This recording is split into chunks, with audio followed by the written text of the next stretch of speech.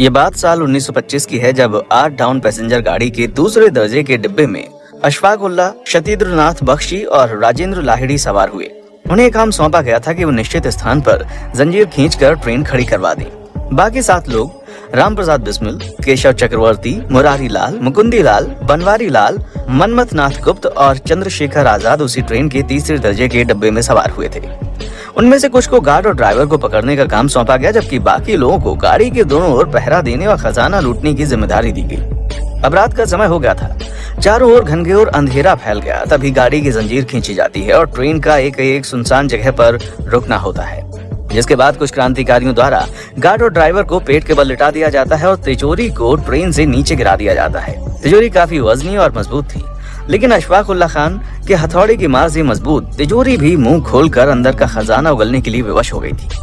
तिजोरी में नगद रुपए बहुत थे, इसलिए उनको गठरी में बांध दिया गया और क्रांतिकारियों ने पैदल ही उसे सर पर रखकर लखनऊ की राह पकड़ी। शहर में घुसते ही खजाना सुरक्षित जगह पर रख दिया गया।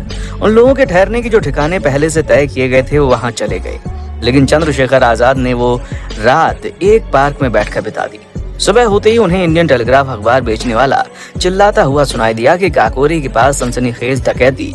इस ट्रेन डकैती से पूरा ब्रिटिश शासन हिल गया। ब्रिटिश ऑफिसर पूरी तरह से बौखला गए थे। उनके गुप्तचर विभाग के लोग सजग होकर उन सभी लोगों पर निगरानी रखने लगे जिन पर क्रांतिकारी होने का शक था। फिर 47 दिन बाद यानी 26 सितंबर 1925 को उत्तर प्रदेश के विभिन्न स्थानों पर छापे मारकर गिरफ्तारियां की गईं, जिसमें बहुत से क्रांतिकारी पकड़े गए। इनमें से 4 लोगों को फांसी पर चढ़ा दिया गया, जिनमें राम प्रसाद बिस्मिल, अशफाक उल्लाह खान साहब, रोशन सिंह और राजेंद्र लाहिड़ी भी शामिल थे। 4 अन्य को काला पानी में उम्र कैद की सजा सुनाई गई और 17 लोगों को लंबी कैद की सजा सुनाई गई थी। सिर्फ चंद्रशेखर आजाद और कुंदन लाल ही पुलिस के हाथ नहीं लग सके थे। आजाद काकोरी और अन्य कई मामलों में फरार चल रहे थे और उन पर 5000 रुपए का इनाम था, लेकिन आजाद को ब्रिटिश पुलिस कभी भी जीवित नहीं पकड़ पाई थी। दरअसल आजाद की आदत थी कि जब भी उनका कोई ऐसा साथी पकड़ा जाता जो उन्हें या उनके रहने के स्थान को जानता था, तो अपने रहने की जगह तुरंत बदल देते थे और जरूरत हुई तो अपना शहर बदल देते थे। शायद यही वजह थी कि अनेक लोगों द्वारा मुखबिरी करने और पुलिस द्वारा छापे मारने के बावजूद भी पुलिस बरसों तक उनको ढूंढ नहीं पाई। फिर साल 1931 में चंद्रशेखर आजाद ने आनंद भवन में जवाहरलाल नेहरू से गुप्त मुलाकात की। जवाहरलाल नेहरू अपनी आत्मकथा में लिखते हैं, मेरे पिता की मौत के बाद एक अजनबी शख्स मुझसे मिलने मेरे घर आया। मुझे बताया गया कि उनका नाम चंद्रशेखर आजाद है। मैंने इससे पहले उसे कभी नहीं देखा, लेकिन इस 10 साल पहले मैंने उसका नाम जरूर सुना था जब वो असहयोग आंदोलन के दौरान जेल गया था। वो जानना चाहता था कि अगर सरकार और कांग्रेस के बीच समझौता हो जाता है तो क्या उन जैसे लोग शांति से रह सकेंगे। उनका मानना था कि सिर्फ आतंकवादी तरीकों से आजादी नहीं जीती जा सकती और न ही आजादी सिर्फ शांतिपूर्ण तरीकों से आएगी। एक और स्वतंत्रता सेनानी और हिंदी साहित्यकार यशपाल, जो उस समय इलाहाबाद में थे, उन्होंने अपनी आत्मकथा सिंहावलोकन में लिखा कि नेहरू चंद्रशेखर की HSRA संगठन की कार्यशैली से खुश नहीं थे। हालांकि बाद में नेहरू आजाद को रूस भेजने और उनका खर्चा देने के लिए तैयार हो गए थे। नेहरू से मिलने के करीब एक सप्ताह के बाद 27 फरवरी 1931 को आजाद इलाहाबाद के अल्फ्रेड पार्क में अपने साथी सुखदेवराज के साथ बैठकर बात कर रहे थे कि सामने की सड़क पर एक मोटर कार आकर रुकी, जिसमें से एक अंग्रेज अफसर नॉट बाबा और 2 सिपाही सफेद कपड़ों में नीचे उतरे। सुखदेवराज लिखते हैं कि मोटर खड़ी होते ही हम लोगों का माथा ठनका। गोरा अफसर हाथ में पिस्तौल लिए सीधा हमारी तरफ आया और पिस्तौल दिखाकर हम लोगों से अंग्रेजी में पूछा कि तुम कौन हो और यहाँ क्या कर रहे हो।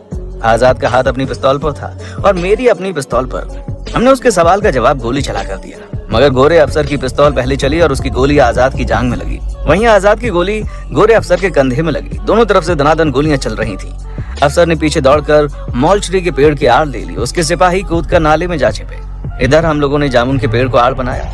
एक क्षण के लिए लड़ाई रुक सी गई। तभी आजाद ने मुझसे कहा कि मेरी जांघ में गोली लग गई, तुम यहाँ से निकल जाओ।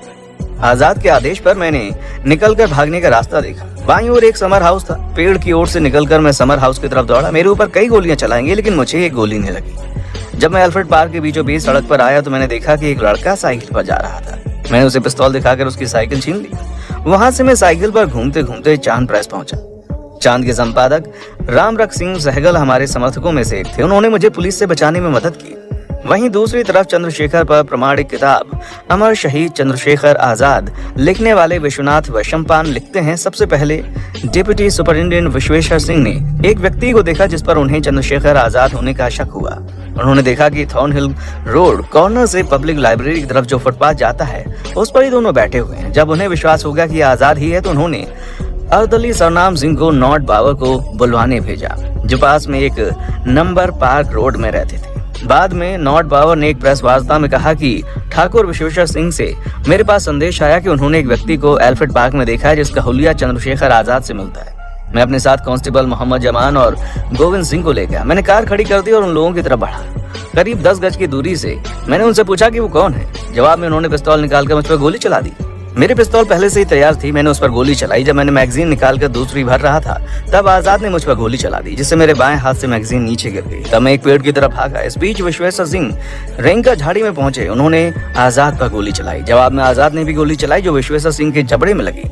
जब मैं दिखाई देता आजाद मुझ पर गोली चलाते। आखिर वो पीठ के बल लेट गए और इसी बीच एक कांस्टेबल एक शॉटगन लेकर आया जो भरी हुई थी। मैं नहीं जानता था कि आजाद मरे हैं या बहाना कर रहे हैं। मैंने उस कांस्टेबल से आजाद के पैरों पर निशाना लगाने के लिए कहा। उसने गोली चलाने के बाद जब कोई हरकत नहीं हुई तो मैं वहां गया और देखा आजाद मरे पड़े थे, लेकिन उनका एक साथी भाग गया था।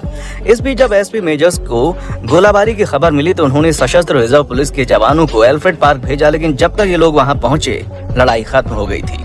जाते समय नॉट बावर ने हिदायत दी कि चंद्रशेखर आजाद की लाश की तलाशी लेकर उसे पोस्टमार्टम के लिए भेजा जाए और विश्वेश्वर सिंह को तुरंत अस्पताल ले जाया जाए। आजाद के शव की तलाशी लेने पर उनके पास से 448 रुपए और 16 गोलियां मिली। यशपाल अपनी आत्मकथा में लिखते हैं कि संभवतः आजाद की जेब में वही रुपए थे जो नेहरू ने उन्हें दिए थे। दोनों ही पक्ष जिन पेड़ों के पीछे थे उन पर गोलियों के निशान थे। नॉट बावर के पीछे उनकी खड़ी कार में भी गोलियां लगी थी और उसकी बॉडी में 3 छेद हो गए थे। ये तकदीर का खेल था कि आजाद शहीद हो गए, वरना वो एक बहुत बड़े निशानेबाज भी थे। उनके बारे में मशहूर था कि उनका निशाना जबरदस्त था। 17 दिसंबर 1927 को अंग्रेज डीएसपी जॉन साउंडर्स को मारने के बाद जब भगत सिंह और राजगुरु डीएवी कॉलेज के हॉस्टल की ओर भाग रहे थे, एक पुलिस हवलदार चानन सिंह उनके पीछे दौड़ रहा था। होटल से सारा नजारा देख रहे चंद्रशेखर आजाद को अंदाजा हो गया कि भगत सिंह और राजगुरु ने अपनी पिस्तौल साउंडर्स पर खाली कर दी है और उनके पास गोलियां नहीं बची। चंद्रशेखर आजाद के साथी रहीश वर्मा बताते हैं कि जिंदगी और मौत की दौड़ थी और दोनों के बीच का फासला धीरे धीरे कम हो रहा था। भागते हुए चानन सिंह की बाहें भगत सिंह को बस पकड़ने वाली थी, लेकिन इससे पहले कि चानन सिंह ऐसा कर पाते एक गोली उनकी जान के पार निकल गई। वो गिर पड़े और बाद में ज्यादा खून निकल जाने से उनकी मौत हो गई। ये गोली अपनी माउजर पिस्तौल से चंद्रशेखर आजाद ने चलाई थी। विश्वनाथ विशप्पन अपनी किताब में लिखते हैं कि सीआईडी सुपरिटेंडेंट ने स्वीकार किया कि उन्होंने आजाद जैसे निशानेबाज बहुत कम देखे हैं, खासकर उस समय जब उन पर 3 तरफ से गोलियां चलाई जा रही हूँ। यदि पहली गोली आजाद की जांग में ना लगी होती तो पुलिस के लिए बहुत बड़ी मुश्किल खड़ी हो जाती, क्योंकि नॉट बावर का हाथ पहले बेकार हो चुका था। नॉट बावर के रिटायर होने के बाद सरकार ने आजाद की पिस्तौल उन्हें उपहार में दे दी और उसे अपने साथ इंग्लैंड लेकर चले गए। आपको बता दें, जिस पेड़ के नीचे आजाद मारे गए वहाँ हर दिन लोगों की भीड़ लगने लगी थी। लोग वहाँ फूल मालाएं चढ़ाने और दीपक जलाने लगे थे, जो कि अंग्रेज सरकार को बिल्कुल रास नहीं आ रहा था, जिस वजह से अंग्रेज सरकार ने रातों रात उस पेड़ को जड़ से काटकर उसका नामो निशान मिटा दिया और जमीन बराबर कर दी तथा उसकी लकड़ी को लॉरी से उठवाकर कहीं और फेंकवा दिया। हालांकि बाद में आजाद के चाहने वालों ने उसी जगह पर जामुन का एक पेड़ लगा दिया। 27 फरवरी 1931 को आजाद की मृत्यु के लगभग 1 महीने के बाद ही 23 मार्च 1931 को भगत सिंह, राजगुरु और सुखदेव को भी फांसी दे दी गई। इतने कम समय में इतने नेताओं की मौत से HRSA को बहुत धक्का पहुंचा और इस धक्के की वजह से हिंदुस्तान सोशलिस्ट रिपब्लिकन आर्मी कभी संभल नहीं पाई।